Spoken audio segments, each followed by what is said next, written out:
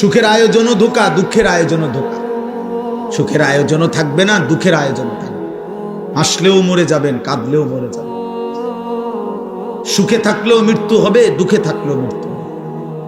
রাজপ্রাসাদের অট্টালিকায় যে তারও মরণ হবে, জীর্ণ কুটির কুড়ে ঘরে যে তারও মৃত্যু হবে। জীবনে যে কোনো দিন সুখ দেখে নাই, ওই দুঃখী মানুষেরও মৃত্যু হবে। জীবনে যে কোনো দিন দুঃখ দেখে নাই, ওই সুখী মানুষেরও মৃত্যু হবে। সেজদা দিতে দিতে কেউ আব্দুল কাদের জিলানী হলেও মৃত্যু হবে। আল্লাহর নাফরমানি করতে করতে ফেরাউন নমরুদ হয়ে গেলেও মৃত্যু হবে। এক চিরন্তন সত্য, এক চির বাস্তবতা, ওয়াজাআত সাকরাতুল মাউত বিল হক। আল্লাহ বলছে, বান্দা সত্য সত্য মৃত্যুর যন্ত্রণা আসবে। যালিকা মা কুনতা মিনহু তাহিদ, যে মৃত্যু থেকে তুমি বারবার পলায়ন করেছিলে।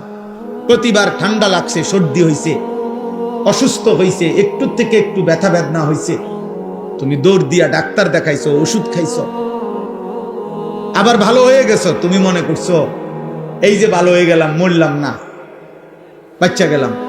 আল্লাহ বলে, না বান্দা, ভুল বুঝছো। অসুস্থতা বারবার আসে, মৃত্যু বারবার আসে না। মরণ একবারই আসে, সে আর ফিরায় দেন। মাথা ব্যথা, পেট ব্যথা বারবার হইতে পারে, সেটা আবার চলেও যাইতে পারে। তো মরণ বারবার আসে না, আর মরণ কাউকে ফেরত দেয়। কাজে তুমি মরণ আর জ্বর, মাথা ব্যথারে এক মনে করো না। তুমি মৃত্যু আর পেটের অসুখরে এক কথা মনে করো না বান্দা। তুমি এক ভেবো না, বরং সত্য সত্যই মৃত্যু আসবে। মৃত্যুর যন্ত্রণা